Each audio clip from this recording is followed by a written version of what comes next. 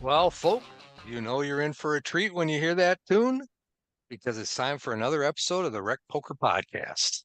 This is the chats edition, but we also have a forums edition every week, just talking strategy. I'm your host, Rob Washam, Rabman50 in the home game and at Rabman50 on Twitter.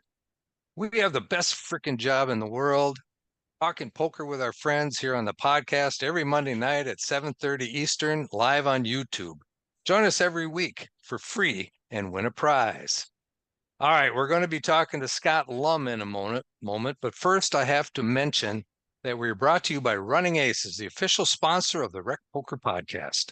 Most of what we do here is free. We're a largely volunteer-based organization, so we depend on support from our sponsors and also from our premium members who take part in our training material and study opportunities for only $15 a month. Do you like talking poker with friends? For less than 50 cents a day, come connect over Zoom with other fun, encouraging poker players, all trying to get better, or sign up for free because everything starts with a free account at RecPoker, where all you'll need to join is an email address and a smile. But remember, you can always get your first month of premium for only $5 by using the code RecPoker at checkout. Now, they're letting me host the show today, and I can't understand why, but I'm only one man, and it takes a group, a gang, a village, a crew to make all the magic happen around here. We call this group of wizards the RECing Crew. And if you want to learn more about me or the rest of the RECing Crew, just go to RecPoker/crew, or you can just listen up because you're about to meet a few of them right now on the air, starting with producing co-host Chris Jones. I'm Chris Jones. You can find me 5B5 on Twitter or 5x5 in the PokerStars home game. And I help run our monthly deep dive strategy segment. And right now we're talking about exploits and how we approach players who maybe don't play quite in the GTO realm. I'm Joe Kulas. You can find me at Joe Cool PhD on Twitter, or you can find me at Elvita11 in the home game. I am responsible for PsyOps, which is a look into the psychological concepts that may influence your poker play without you even realizing it. We just finished our most recent workshop last week, and we'll be posting up on the Premium Network soon. It's a discussion with the Golden Blazer, also known as Brian Winter, concerning what it's like to become a poker grinder from other careers, and some hard truths about the impact that it has, particularly in terms of what you see online as being posted and something called the Facebook effect. Tune in, you'll get to find out a little bit about it on the PsyOps workshop. And I am John Somsky, also known as Poker Geek MN Everywhere, and I help organize our home games. And as a reminder to everyone, starting on August 1st, we will be going back to nightly home games, a home game every night, a chicken in every pot, and occasionally there'll even be more than one home game in a night. Can you say a little bit more Right. about this chicken in every pot thing? I'm kind of hungry. Yeah, that Okay. was probably a little bit of an old reference, even for Rob there, going Yeah, that back was to, even before my time. Can you believe it? yeah, that was said by Herbert Hoover, for those I who are not read about history it in history class. I mean, All right, you're so just channeling your own. We're missing Jim. He's playing in Vegas, and we needed some sort of esoteric saying for the audience that needed to come out. there you go. There you go. Because I'm not very good at it, but John seems to be very well versed. Okay, I'm so pleased to be joined this week by Scott Lum, a new RECing Crew member here at RecPoker. Thanks so much for coming on the podcast, and we are very anxious to get to know you, Scott. So, tell us a little bit about yourself, starting with how did you find poker, or did poker find you? How did that story work?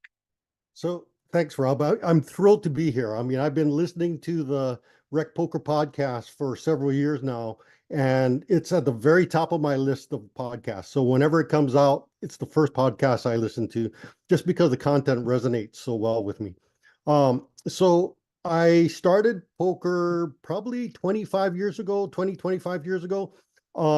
My wife and I used to host a $5 home game for our neighborhood. So we did that for about 2 years. We had one, sometimes two tables going. And after a while, I started studying a lot. And then I actually ended up crushing the tournament. And people started dropping off because, it was hard to, be competitive. So that's how I learned it was a skill game and not just a simple card game.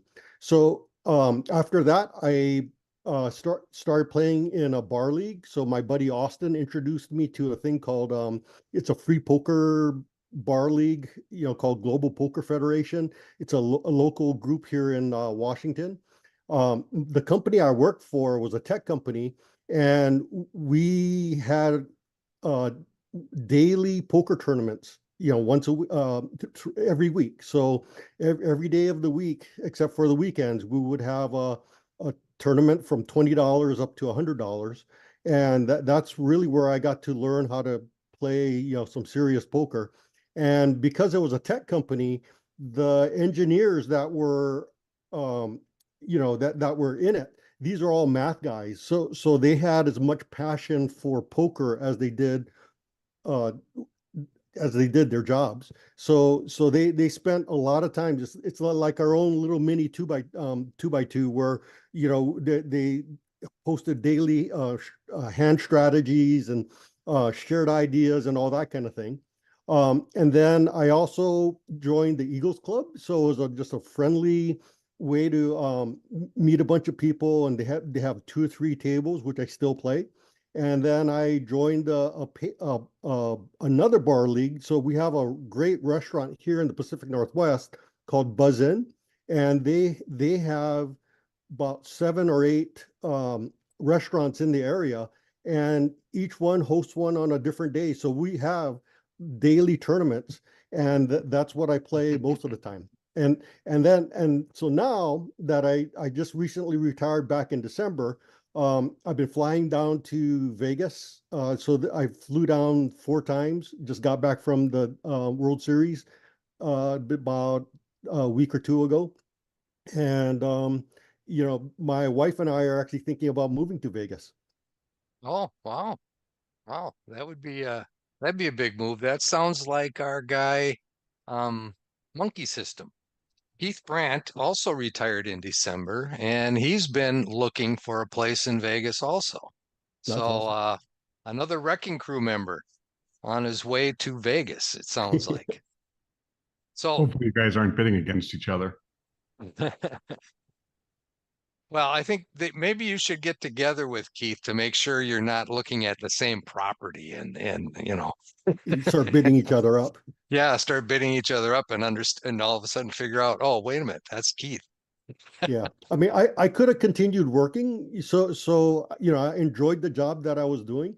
But, on one of my trips down to Vegas, a couple years ago, I ran into this this low stakes cash game grinder. His name is Jim, and really friendly guy, really nice. And he started kind of mentoring me on how to become a grinder. And it was very different than the traditional people who play cash games. He taught me how to think on an hourly basis, not to take unusual risks that can put your stack at risk.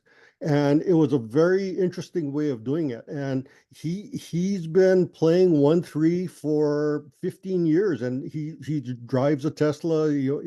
It's his living, and he's able to do it in Vegas. So it kind of made me to think, maybe I can do that too. There you go. So you mentioned you played in bar leagues. Yes. I used to play in bar leagues 21 years ago or so.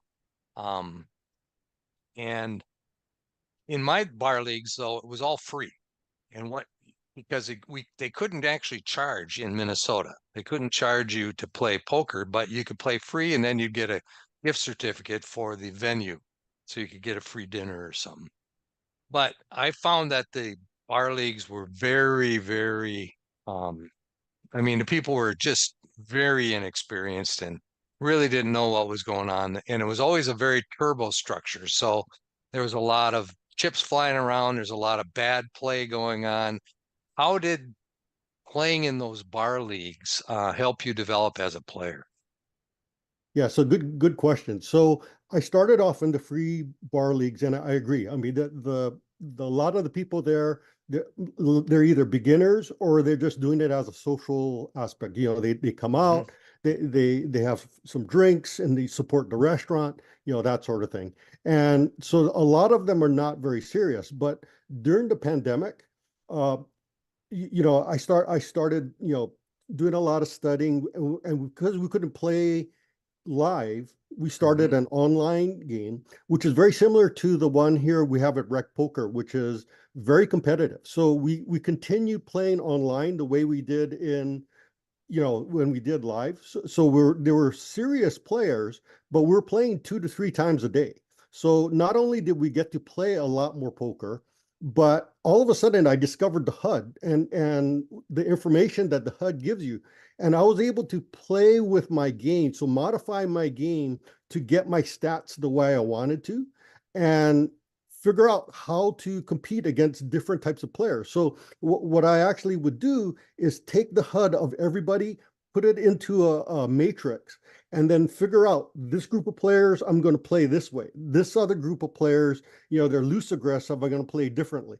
The tight aggressive players were very different. So I was able to figure out how to come up with different strategies for these different groups, which was awesome. I mean, that was probably the single best thing that helped my game, is just, you know, number one, playing a ton of hands, but then also seeing the stats and being able to adjust my game to get my stats to where I wanted to.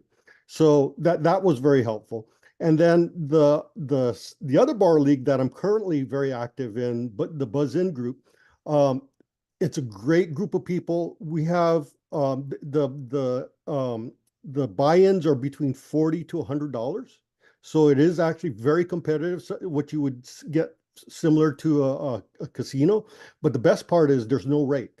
So you know Oh, wow. they make their money on the food and drinks and Sure. all that sort of thing, Sure. but they don't charge a rake. So if I'm playing in a $70 casino tournament, it's similar to a $50, you know, free, Right. you know, buzz-in tournament. Yep. So which is awesome. I mean, so it's very affordable, and because there's money involved, people do play more seriously. So we still have a wide spectrum, from beginners to people who are just socializing to people who are very competitive.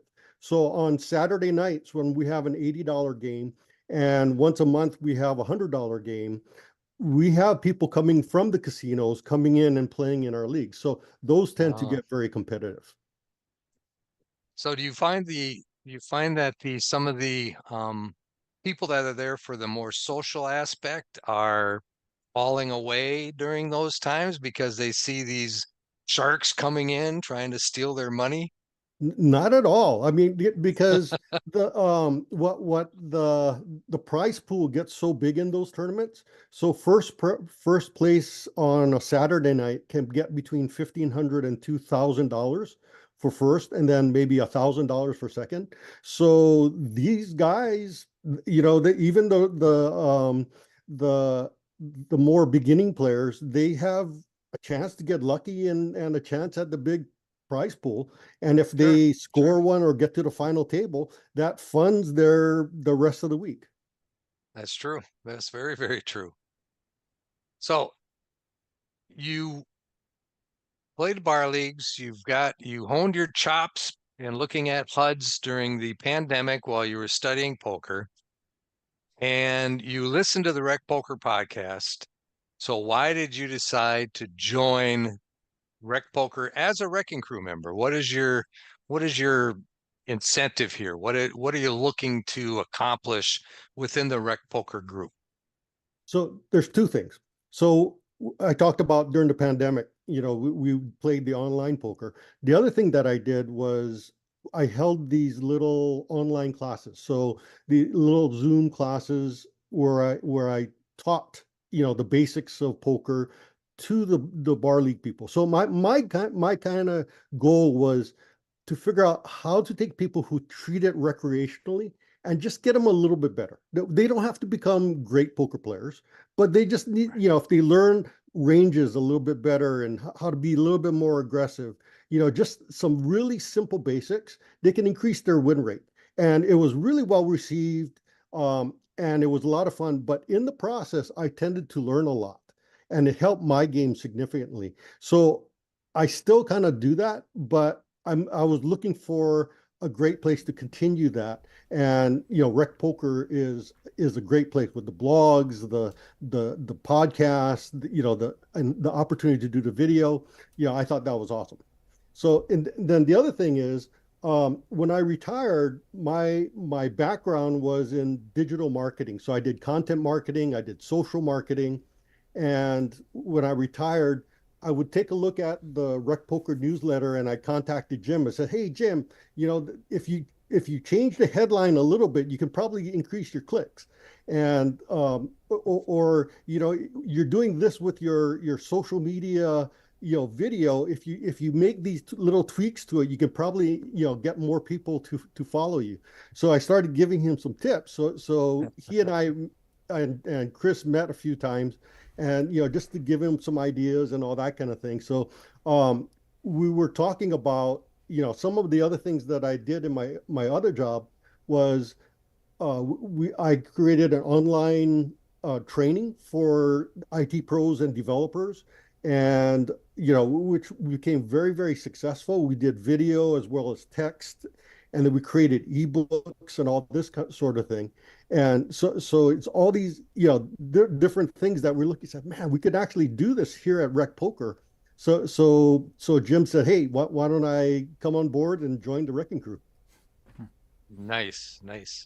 Did you have something there, Chris? Yeah, actually, it kind of follows up a little bit about what you're talking about. It comes from the chat. First of all, shout out to, hopefully I get this name right, Marian Miskowski.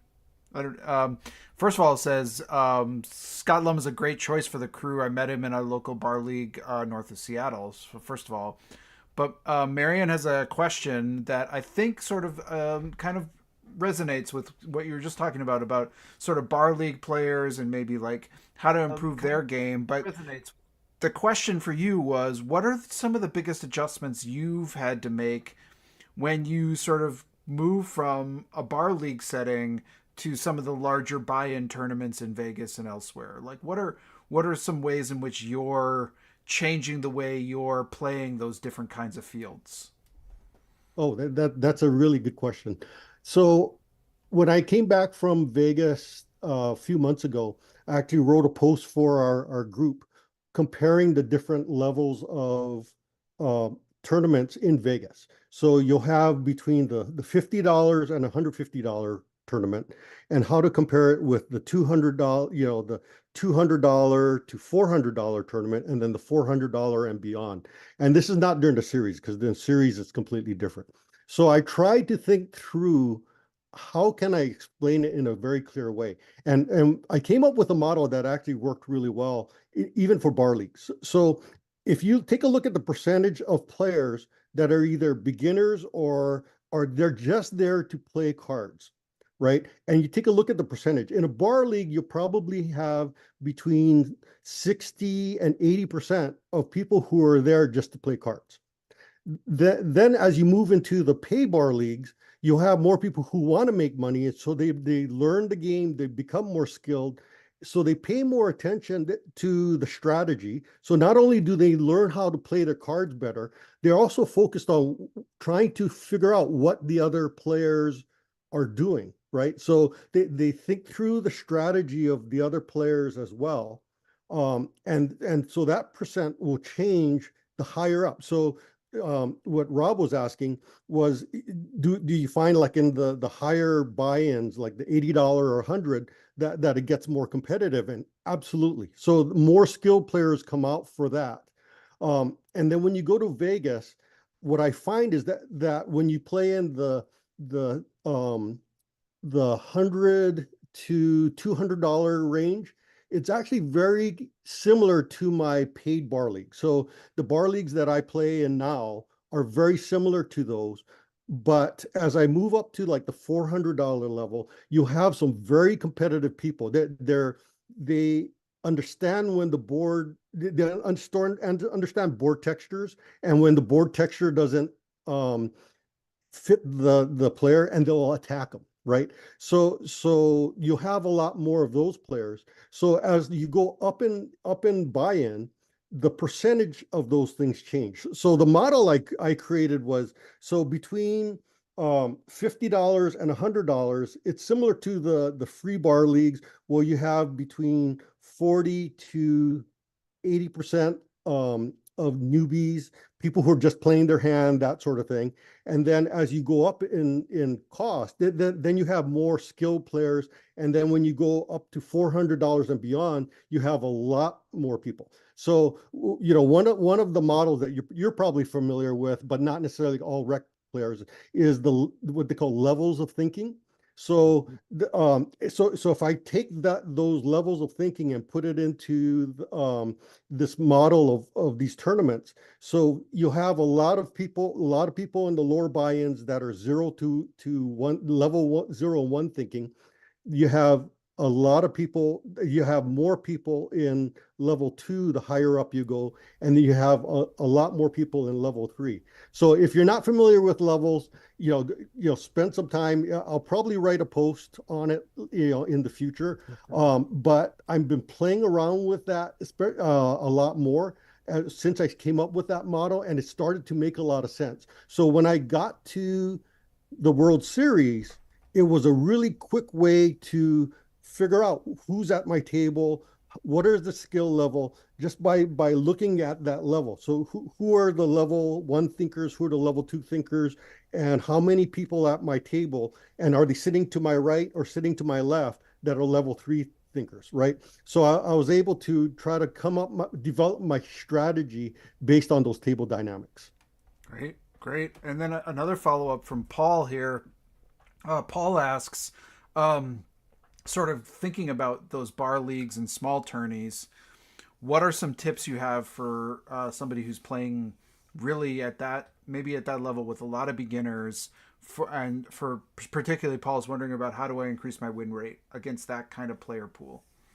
Yeah, that's a great question. I mean, that's one of the things that I really enjoy chatting with our groups about.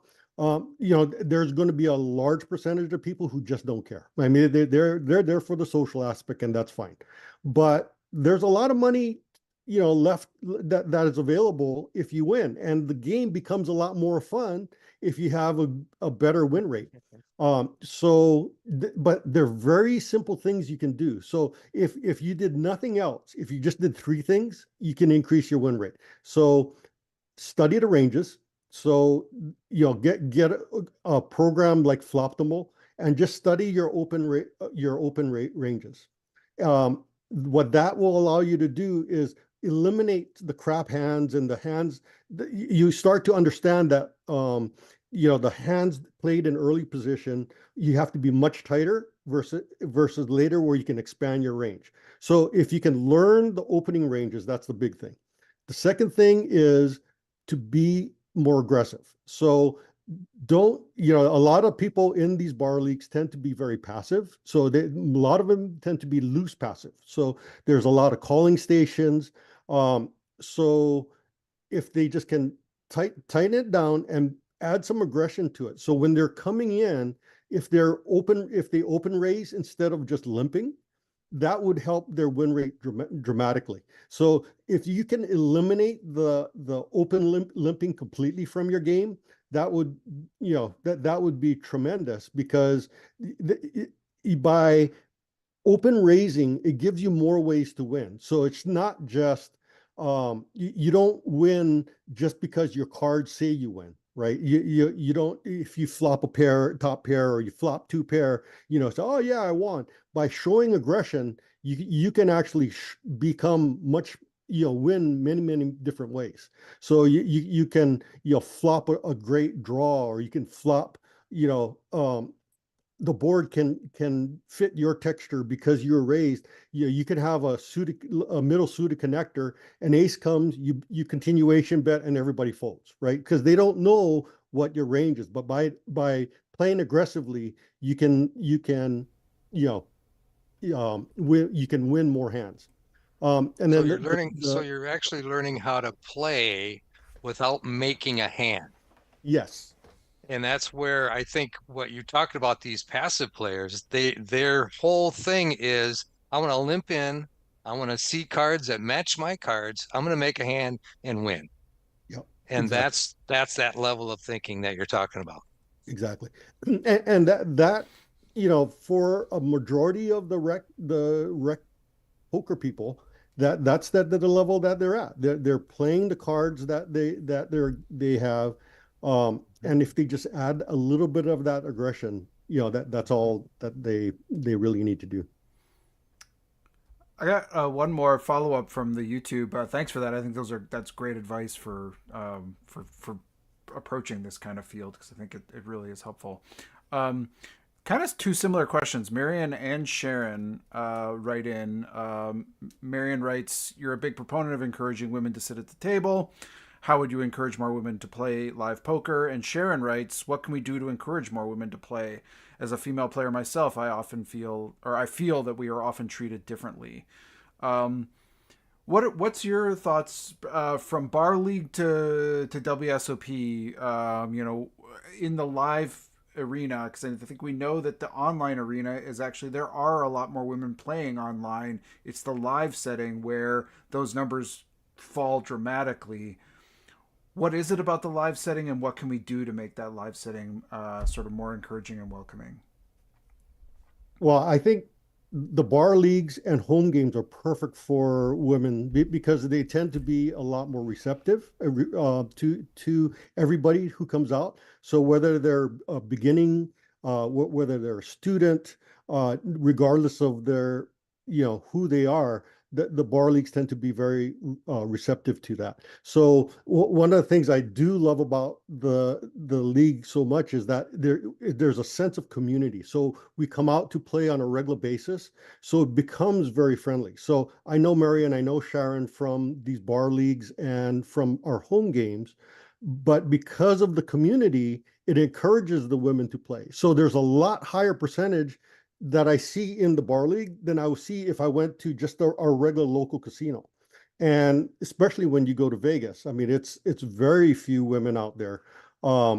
So what I would like to see is, helping these women become more competitive. And there are a lot of very competitive women, poker playing women out there, but get them to be more. So if we have 20% women in the bar league, if we can get just a handful of them more to become, comfortable, playing in the casinos, playing in Vegas, that sort of thing, then I think it helps the industry tremendously.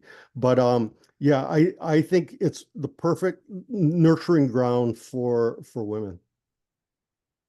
It's funny you talking about that, because I had a little conversation with my wife earlier today. We were talking about poker, and we were talking about um, poker skill levels.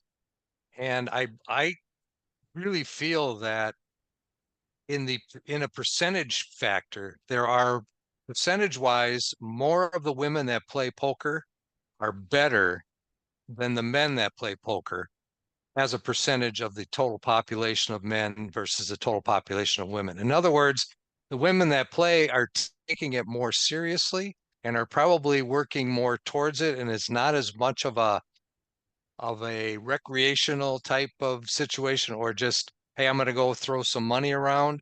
They tend to take it more seriously. So I think I'm just throwing this out there because I don't really have any stats to back it up. But it just seems to me that the women poker players I know seem to be a lot more engaged in the actual game and the strategy of the game. I don't know if you found that yourself. Yeah, I find that as well. And I can't talk because I can't necessarily talk because I'm not a woman. So there's a big thing going on right now with women in poker right now happening in Twitter. Um, you know, talking about this kind of thing. But the I think part of the reason is because the women have to fight a lot harder if they're going to stick around. Because if they went to a casino, a lot of times it's not very friendly. That the guys, they tend to some, not all, some of the guys tend to attack the women, think they can bluff them, that sort of thing. So the women are sometimes intimidated, I think. So the ones that stick around, the ones that do become competitive, um, they had to fight a lot to get where they are. So that's just my theory on that. And I love the stuff that Maria Konnikova in her book talks about. The challenges of being a woman, and I think we definitely need to get more women into it because it helps make a well-rounded industry. Definitely agree. Definitely agree there. So you said you were down to Vegas during the WSOP here. So you've played a little bit of the WSOP this year. How was that experience? What did you learn? What did you experience? How was it? What was your takeaway? Yeah, it was an awesome trip. I didn't quite make enough to be profitable, but the experience itself was awesome. This was my fourth year that I've been down to the WSOP. I made my first two cashes in bracelet events. So I cashed in the kickoff and I cashed in um, the Gladiator, so which was awesome. But the fun experience, I as soon as we cashed in the kickoff, they moved me to a new table, and I sat right next to Daniel Negreanu. So Daniel was right to my right. And Oh, how awesome is that? So it was it's an incredible experience to actually watch him play. it's good that you were on his left. I mean, that's the good part. 100%. And I only had 15 big blinds left. So I really only had one or two moves. So no matter what he did, it wouldn't impact me that much. But the people to his right, he was very loose aggressive. So in within the hour and a half that he was there, he was three betting on a regular basis. So if he was coming in to play the hand, he was battling. If it limped to him, or it didn't limp to him, if it folded to him, he was raising. So he was very aggressive at the table. So it was great to watch him. But the best part about it is sitting with somebody like that, you can't pick up a lot of things watching a live stream. So even if you watch the live stream, you don't pick up on a lot of the little things like watching his chatter and how he's able to mold the behaviors of the table dynamics based on what he says. So you can watch people freeze based on something that he says so that he can hit the nut flush on the river, right? Um, so it was great to watch him do that. The other thing that was neat was I get to watch how he played certain hands and three bet and continuation bet, but a lot of times you don't get to see showdown. So when you watched his vlog afterwards, it was like, oh, that's how he played that hand. So it was great to actually see the hand develop. And even if we didn't go showdown, he actually talked about it in the vlog. So that was a great experience to do. But the neat thing to watch was how he shifted his attention from one thing to another. So one thing, he doesn't get breaks. During the breaks, people come up, they want to get selfies with him. He's constantly talking. I mean, he's a table captain and just talking and chatting, and the staff people are walking by and he's chatting with them. And it was awesome to watch him do that, but shift to his focus on the hand, on the current hand. And a lot of us don't have that capability. I mean, I was starstruck with the first half hour. I had no clue what went on at the table. When people were playing, I had no clue what the profiles of the people to the right that were attacking him, whether they actually had hands or not, because I was busy texting Sharon and Marion and all those people saying, guess who's on my right? Check it out. Check out the picture we took with each other. So I was starstruck for the first half hour and totally distracted. So it was great to see somebody who's able to shift his attention from being very distracted to being totally focused. And there were a couple times where between hands, so when he was not in the hand, I would just kind of glance over at him and he had his eyes closed, taking a deep breath and relaxing. You don't see that on a live stream. How a person like that is able to focus. So that was a great experience. It was a learning experience too for you then. 100%. So that I was able to pick up a lot, and that's what I try to do when I play against a player that intimidating or that good. I try to learn as much as possible. The second great one was on the Mystery Million. I was playing for the first 2 hours, and there were two players on my right that were attacking the table. So they were raising 50% of the hands between the two of them. And this quiet Asian guy sits down to my right, and immediately those two guys become nits. And I go, wait a second, something just happened. And he says, he looks kind of familiar. Is he, did I play with him at our local card room? Did I play with him at Buzz In? Who is this guy? And as soon as the table dynamics changed, I said, wait a second, something's different. So one of the guys mentioned, so I started looking him up, best Asian poker player, and he had a little Korean flag. So best, Korean poker player. So it's always good to know who you're actually playing with at the table, right? So if it's possible to find out who they are, it's good to know what their credentials are. So I started looking it up, and one of the guys says, "Hey, Steven." So I typed in Steven, Korean poker player, and up came Steven Song, right? And a lot of people don't know Steven Song, but he was the 2022 GPI Player of the Year. And last year in 2023, he won 3 circuit events in 3 weeks. So this guy is a baller. I mean, he can play, but he's very quiet. He's tight. But when he is in the hand, he is going for it. So if you're in the hand with Steven, after post flop, you better be willing to play for stacks. So it was incredible to watch the table dynamics change that dramatically.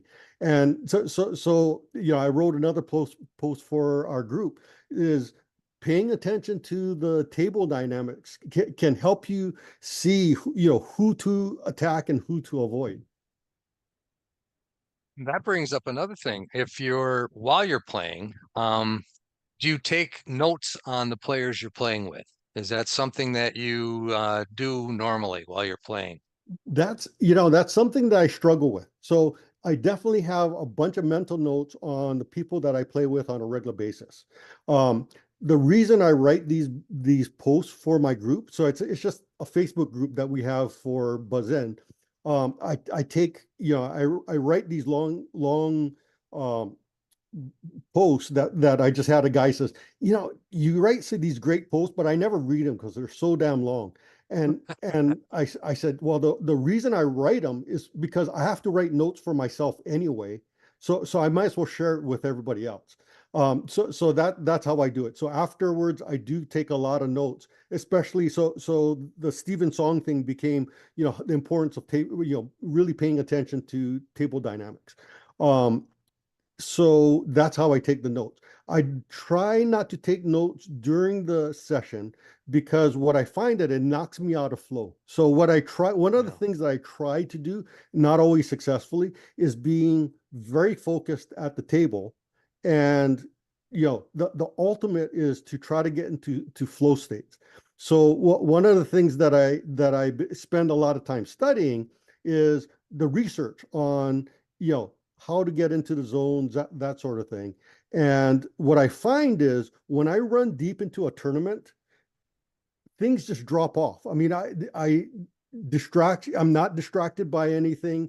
I'm totally focused. I can read people's hands. I know what they're trying to do.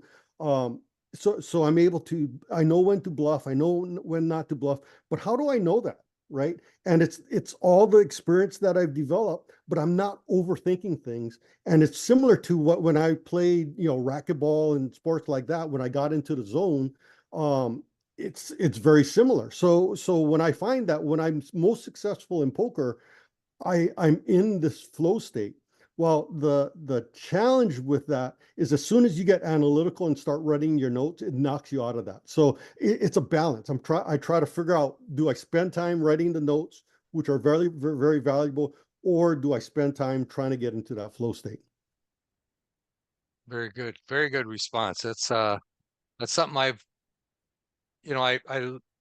get the newsletter every day from Jason Su, who's very big into poker with presence. Yep. And that's really what he's talking about, is being in the zone while you're playing.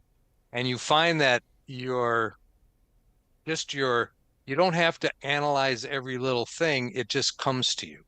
It's Exactly. just more of an automatic thing. And I remember that when I played golf, it was the same type of thing. If I got into the zone, I would hit very nice shots.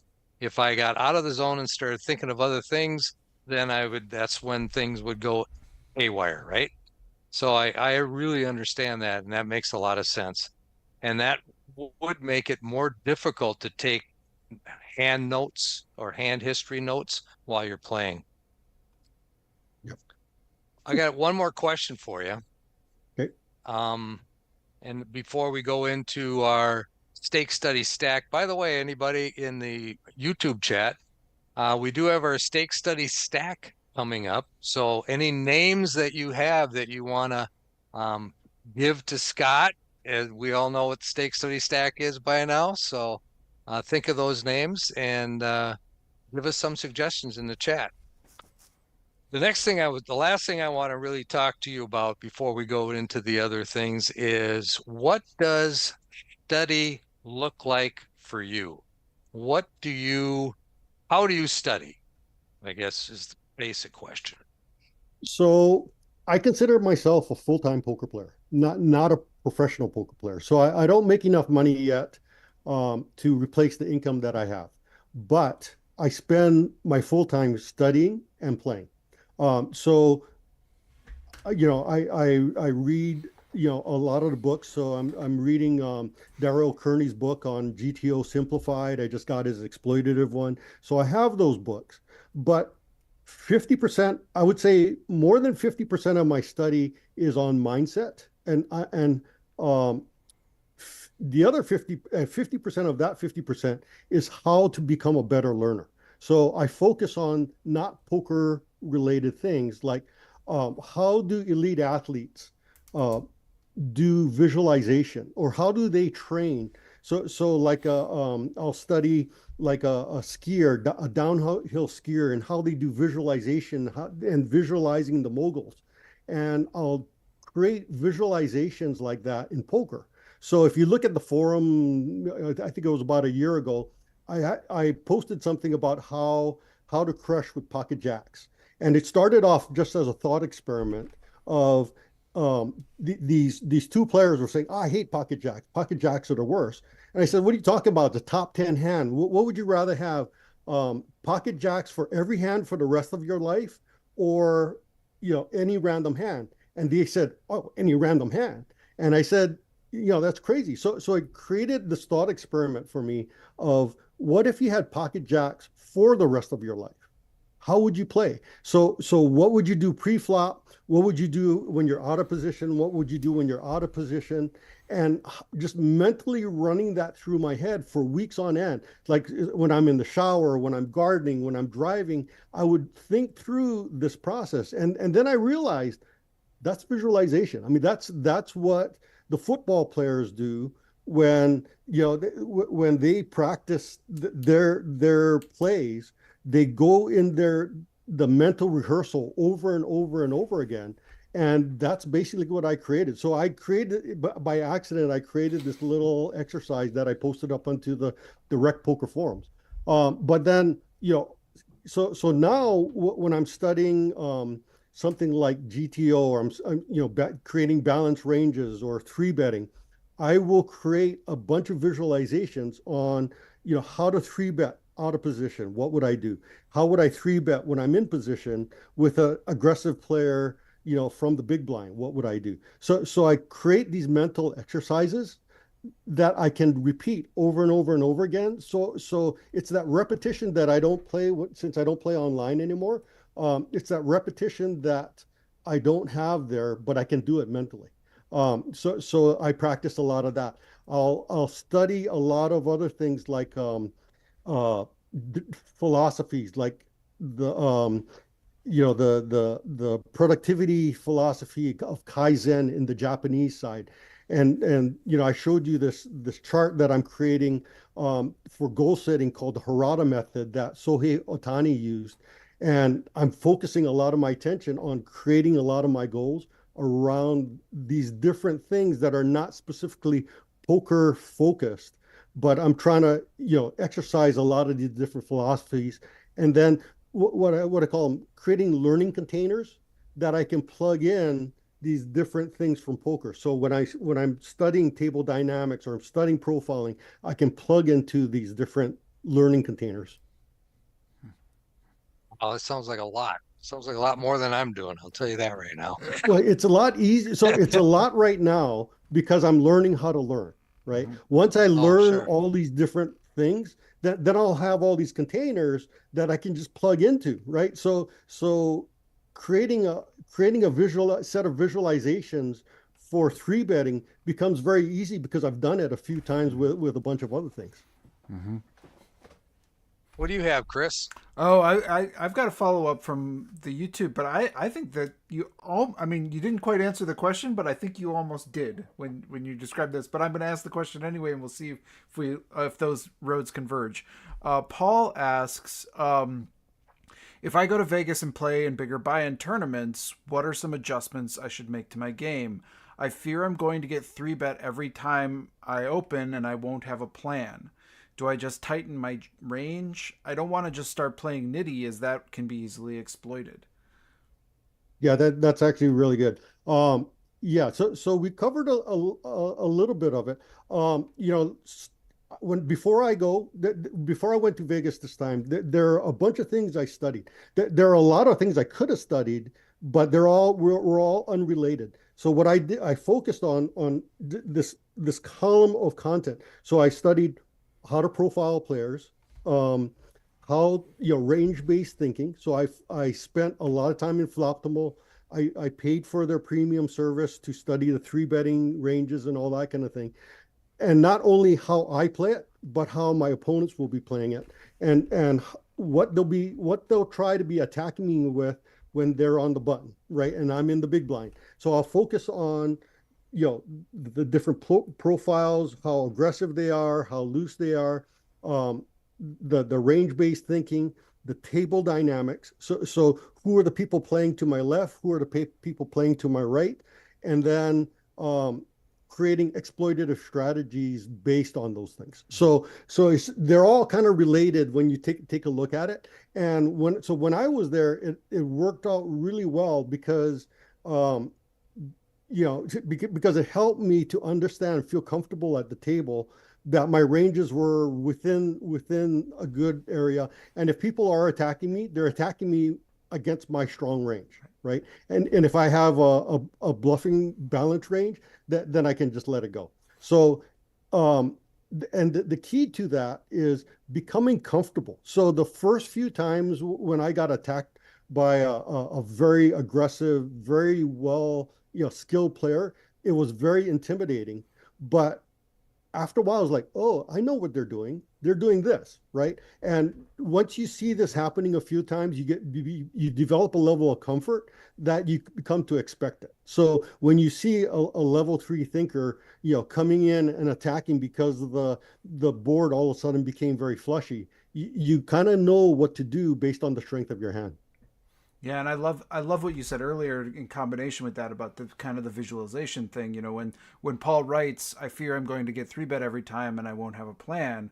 Well, we can build that kind of plan. Like we can practice that kind of plan. We can imagine ourselves in these situations where people are taking aggressive 3-bet, and what are we going to do? Like let's run that in our head before we get into that situation, so that when it happens, we do have a plan. Like we do understand. And the first time that you 4-bet bluff somebody who's 3-betting too much and you get that through, I'll tell you, that feels really good. It feels really, really good the first time you start like building those into your game. So I love this conversation and where that's kind of going. That's awesome. You have something there, Joe? Oh, I do actually. I've actually been listening and kind of pulling pieces of what Scott has been talking about since the beginning when he brought up, why he thought bar leagues were important for women.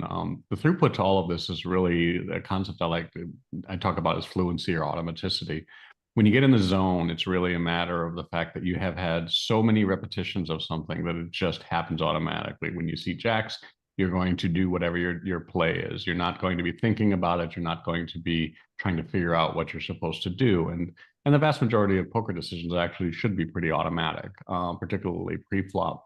And I think that particularly in terms of for women at the table, I really do like the opportunity that I would really recommend playing in bar leagues or these on-league leagues that you talked about, because it does give you practice at what it is that you're trying to do, so that when you go to the table, you feel confident. And if there's some jerk that's deciding they're going to yell at you because you dared to 3-bet them, you're going to feel confident that that's not the incorrect decision and the guy's being a jerk. So all of these different things that you talk about, even the visualization, which visualization in a lot of respects is much more for athletes are because they're trying to get repetitions in for their muscles to understand what they're supposed to do. And it's not quite the same. I mean, I don't need help in terms of actually putting the chips out there, but it gives you an idea and gives you practice of being able to know and say, this is the right play. When this happens on the board, when this, so on a single pair board with another hand and you're the pre-flop aggressor, you probably should bet 1/3 bet, right? Because it's either have it or you don't, and then therefore you're going to get a lot of folds with a very small bet, right? It just happened over and over and over again. And if it's coming automatic, then you can make deviations from it, but you'll feel very confident in terms of what you could do rather than going, it's a paired board. What do I do? Do they have it or they don't? Because you can't figure that out.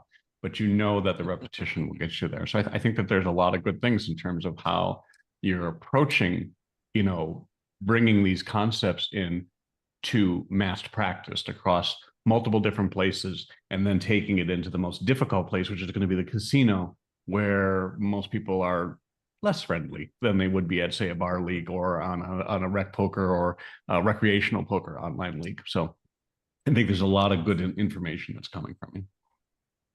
That's great. So are we ready do we have some names for Stake Study Stack? We do. And I'm going to take this straight from the chat, Scott. So if you're not familiar, I think you are. You're a frequent listener.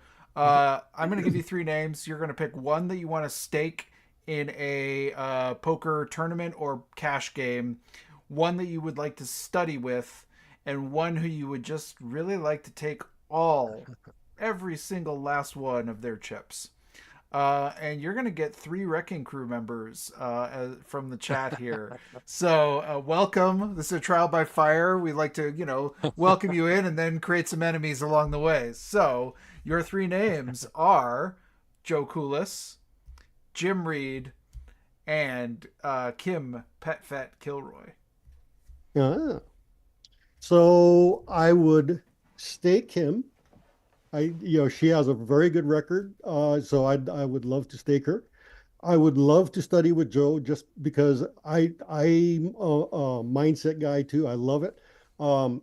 He was the guy I actually was the most afraid of, because I just go based on mindset, based on what I read, but he's actually a trained professional. So that was awesome. And so who's the third person? It's poor Jim Reid. Just take all his chips. God, I would love to stack them. I'll stack them all day long. And he makes it so easy. He just puts them in the middle all the time. They're just there for the taking. So yeah. Also give you a peanut butter sandwich if you stack them. It's his general gift. So I'll take his peanut butter sandwich. Okay, now we're going to go into closing the action. And we'll see how this goes. We're going to ask for an answer, quick answer. Don't think about it too long. And if you don't like the question, you can say pass. Okay. All right. So what's your favorite poker hand? Just because I've won more than I lost with it, deuce three offsuit, Oh my, the dirty diaper. the dirty diaper, even before it Is- had a name. Is poker a gamble or a skill game? It depends on the person's personality. Very good. What is your biggest poker pet peeve? People who tank unnecessarily. I like that. Is Die Hard a Christmas movie? You know, Christmas is all about heart, so no. Okay. Is Ace King a drawing hand? No. Is a hot dog a sandwich? You know, if hot dog was listed in the sandwich section, it's a sandwich, but because it isn't, it's not. Okay, I like that answer. And I'm not going to go to any other sandwich questions at all. I'm kind of totally over it. So all we know is that a peanut butter and jelly sandwich is a sandwich, and we'll just go with that. And it helps you run deep in the World Series. Evidently, yeah. So I heard. Jim is doing so well right now. Yeah. Should vacations be lazy or busy? I wish it was lazy, but it's always busy for me. Okay. Is a royal flush a straight flush? Yes. And what's your favorite poker venue? Buzz in. So I play the bar league and I play it all the time. When I'm in Vegas, I love the win. Okay.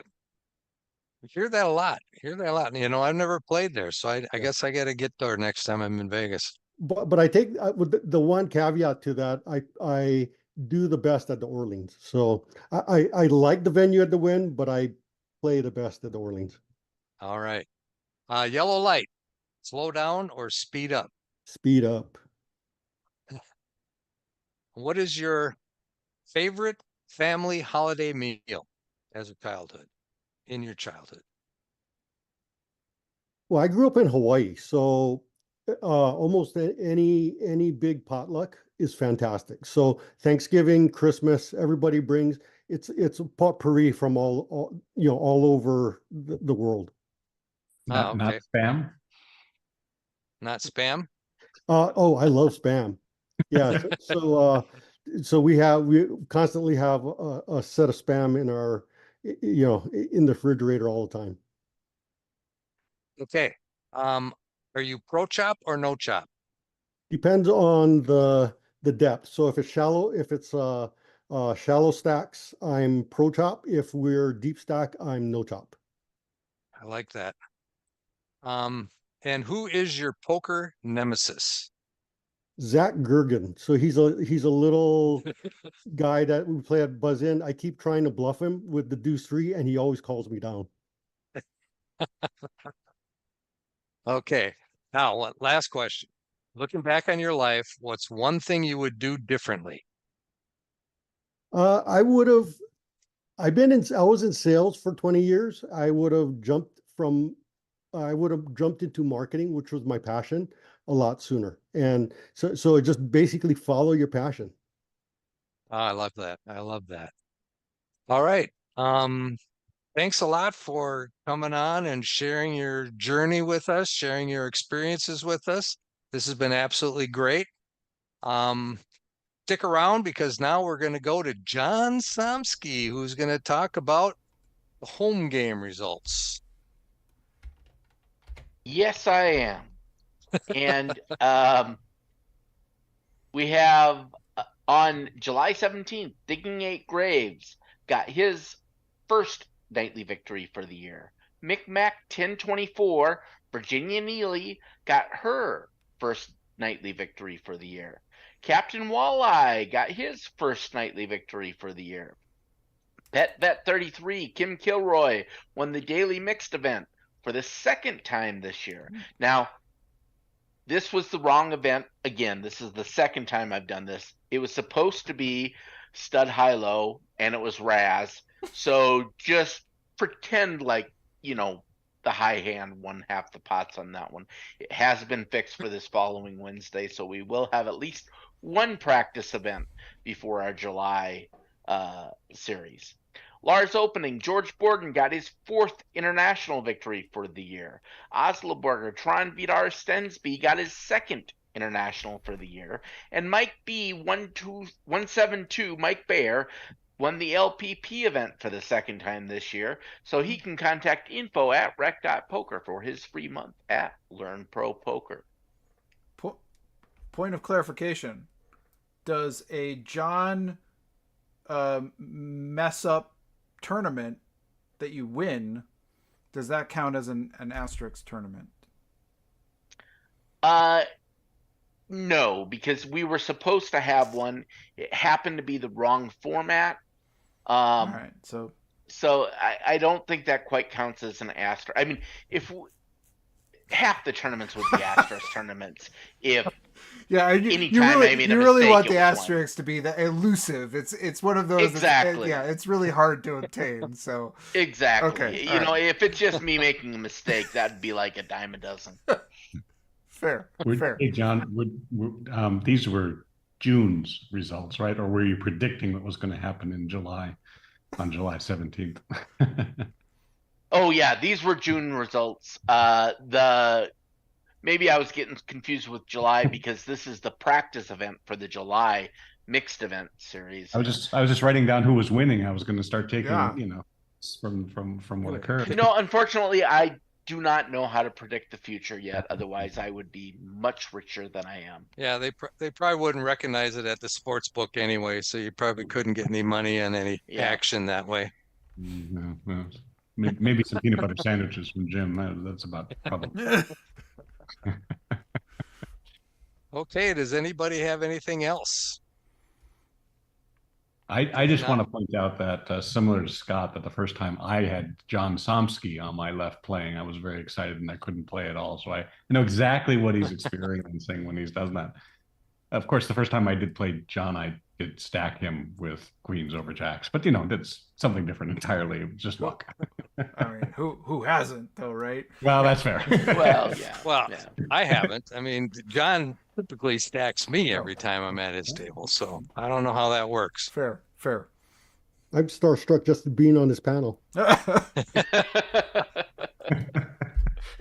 Well, we're glad you're part of this. We're really Scott. Thanks for doing the interview, Scott, and we're glad you're part of the RECing Crew now. That's going to be great to have you on board. Thank you. All right, I just want to mention one thing before we go. Poker Coaching has a wonderful deal right now.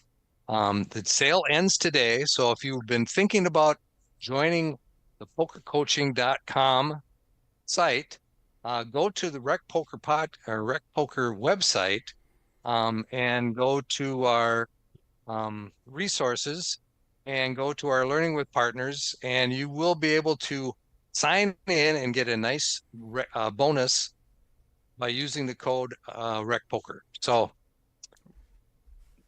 just one of the things that we're proud of is our our partnerships with all of these different poker sites. I'm just really, I don't know what happened to me. I just went, I think I have low blood sugar. I'm not sure.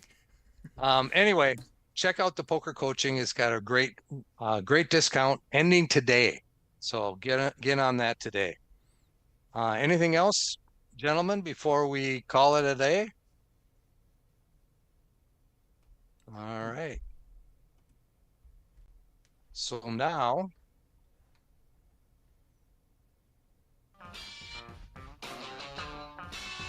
again, we'd like to thank Running Aces Hotel, Casino, and Racetrack for their support, and for all of you fans that come out every week to watch us.